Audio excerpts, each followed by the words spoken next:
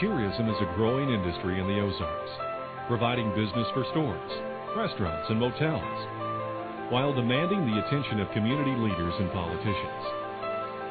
In the 6 counties of northwest Arkansas alone, more than 2 million people vacation annually. They are drawn by the area's natural beauty, recreational opportunities, and warm hospitality, all of which combine to make the Ozarks the land of a million smiles. In taking your vacation, I'll tell you where to go. Away down in the Ozarks, you'll love the place, I know, for you'll be happy all the time in the land of a million smiles. Tourism is nothing new to the Ozarks. It owes its beginnings to a natural phenomenon, an abundance of mineral springs. Both Europe and America experienced a mineral water craze in the 1870s. The trend soon reached the Ozarks, where so-called healing springs had been used by Indians and early explorers. The springs drew so many visitors that by 1879 the town of Eureka Springs was established at the site. Initially, hundreds came by stagecoach from throughout the Midwest. Their numbers grew to the thousands when the Eureka Springs Railroad was built in 1883. Many visitors settled permanently and started businesses, including bathhouses and water shipping companies. By the mid-1880s, the hillside town housed 5,000 residents, making it the 4th largest city in Arkansas. Health seekers did more than just drink the water and bathe in the springs. They attended lectures, concerts, and dances, many of which took place at the elegant Crescent Hotel. Visitors also spent time biking, riding, and taking carriage tours. By the 1890s, Eureka Springs had become a bustling resort for recreation and relaxation. The success of Eureka Springs as first a spa and then a resort inspired similar development in neighboring Benton County. Driving on Highway 59 through present-day Sulphur Springs, a traveler would scarcely believe that the little town once attracted thousands of visitors.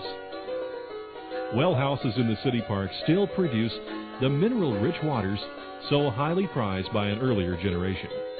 Like Eureka Springs, Sulphur Springs' popularity depended on good transportation. The town prospered with the construction of the Kansas City and Southern Railroad in 1891. A visitor could pass the time by bathing in black sulfur water or rowing on Lake La Baladine. The evening might be spent at a garden pageant before retiring to the Kilburg Hotel overlooking the town. Sulphur Springs' popularity declined in 1897 when the railroad was extended 25 miles south to Siloam Springs. The people of Siloam Springs promoted their town to tourists and prospective residents by printing and distributing brochures. Siloam, its residents boasted, was the beauty spot of the Ozarks, where pure air blows, pure water flows.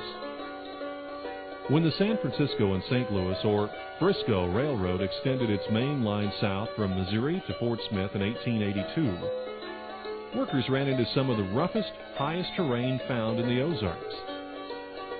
South of Fayetteville, a tunnel was built and the town of Winslow established at its north end. At an altitude of 2,000 feet and in the days before air conditioning, Winslow was noted for its cool summer climate. Historian and former Winslow resident Robert Wynn recalls the town's popularity. It was just a way of life for the summer people to arrive. We didn't call them tourists. We didn't know that word. But the summer people arrived just as the birds in the spring did. I suppose the majority of our people came from Fort Smith or Van Buren. Fort Smith was so sultry and hot in the summer, it was a refreshing change to get up the mountain to Winslow.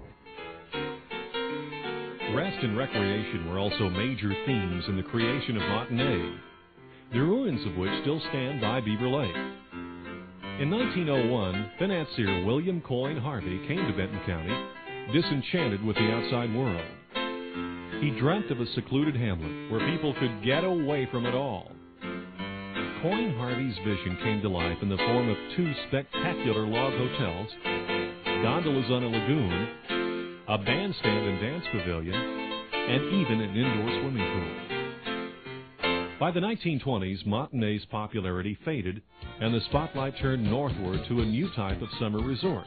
The early development of Bella Vista reflected the sense of prosperity and energy characteristic of the Roaring Twenties.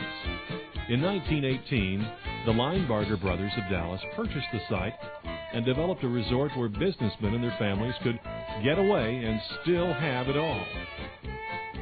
They built more than 700 cottages, each equipped with electricity, indoor plumbing, and a fireplace for the cool mountain evenings. Bella Vista came alive for the 90-day summer season as cottage owners played golf, attended bridge parties, rode horses, and swam in the plunge. Couples danced by moonlight at the lakeside pavilion. In 1930, Wonderland Cave opened as the world's largest underground nightclub, featuring such acts as the Dorsey Brothers and Guy Lombardo.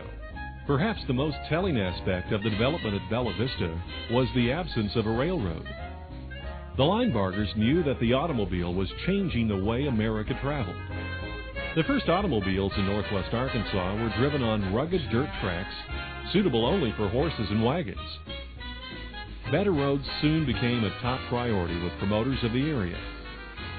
In 1913, Coyne Harvey formed the Ozark Trails Association.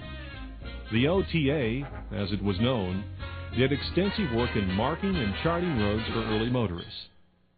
One such motorist was a 19-year-old teacher named Evelyn Dodds. Accompanied by her mother and sister, she drove from South Arkansas to the Ozarks in 1926.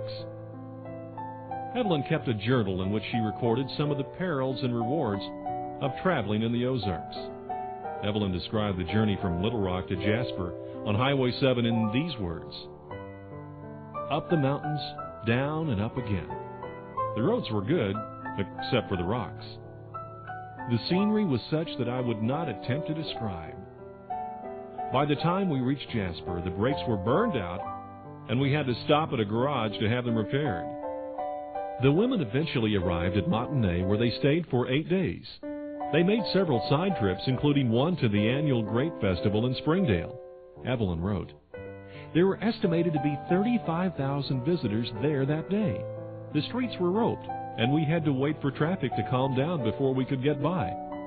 Never did see so many cars in a small place before." By their journey's end, Evelyn noted that they had traveled 9 state highways, passing through 49 communities and meeting 92 people. Her journal reflects an important aspect of auto travel, as journalist Ernie Dean explains. The automobile made and still makes every part of this region accessible. The railroads did not. When you got off at the railroad station, you had to find some other means of transportation, even to go to the hotel. Tourists were no longer restricted to a few destinations, and as Bob Wynn remembers, everybody thought they were going to get rich by putting up a filling station and some tourist cabins along the way. However, the tourist trade declined in the 1930s and 40s.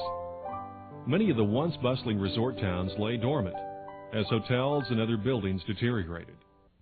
Tourism made a strong comeback, though, in the 1950s and 60s.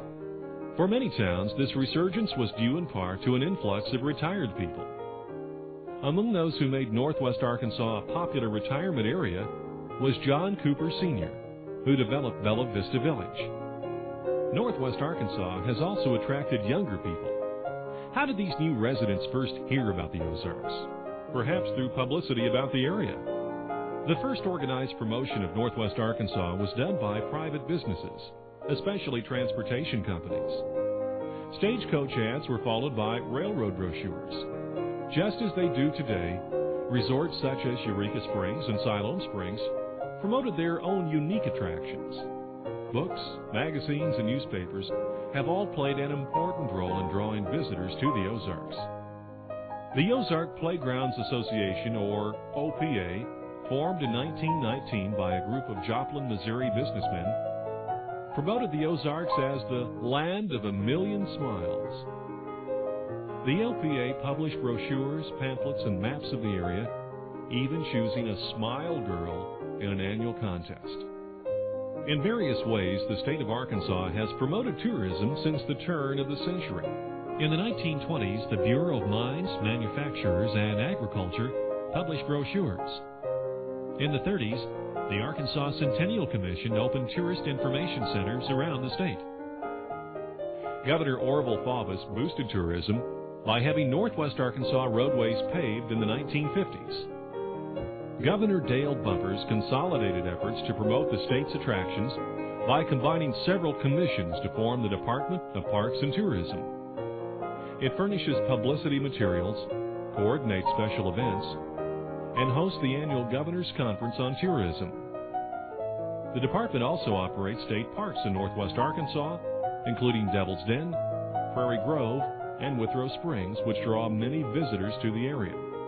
The federal government has also played a major role in regional tourism development. In 1963, the Corps of Engineers dammed the White River near Eureka Springs to form Beaver Lake. With 449 miles of shoreline, the lake is a favorite with swimmers, boaters, and fishermen. In 1971, the Corps considered damming the Buffalo River, which stretches through Marion, Searcy, and Newton counties. After much public outcry, the government instead made the Buffalo a national river, preserving it for recreation and as a wildlife sanctuary. The growth of tourism in northwest Arkansas is partly a result of cooperation between several regional organizations, as Springdale's Chamber of Commerce Director Lee Zachary explains. We also have 5 chambers of commerce in Fayetteville, Springdale, Rogers, Bentonville, and Siloam Springs that work together, and it's a real positive effect that these people have in promoting not only tourism but industrial development as well. Plus the Eureka Springs Chamber of Commerce, who is really dedicated to tourism over there more than the rest of us, all of us put together.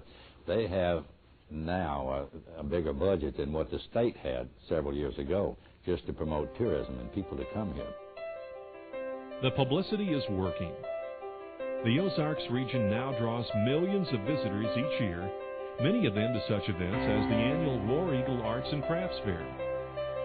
But how will the growth of tourism affect northwest Arkansas?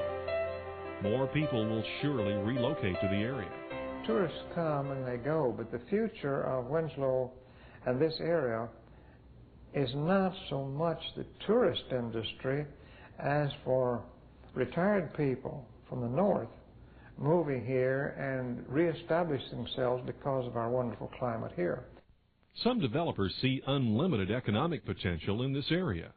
I think probably we have a star way up in the horizon that we're climbing to, and our growth rate and our acceleration toward it is out of this world. The early visitors who came to the Ozarks to seek the healing waters could not have foreseen the changes that were to come. Resort towns have prospered and declined, and prospered again. The railroad, which delivered so many visitors in its day, has been replaced by the car. The mineral springs have given way to man-made lakes, and the dirt roads to modern highways. The population has expanded as retirees and others move here. Yet, throughout these changes, the Ozarks region, with its scenic beauty and warm hospitality, has remained the land of a million smiles. In the land of a million smiles. I love the Ozark Playground. I love its templed hills. I love the balmy breezes. I love its rippling rills. They make me happy all the time. In the land of a million smiles. They make me happy all the time. In the land of a million smiles.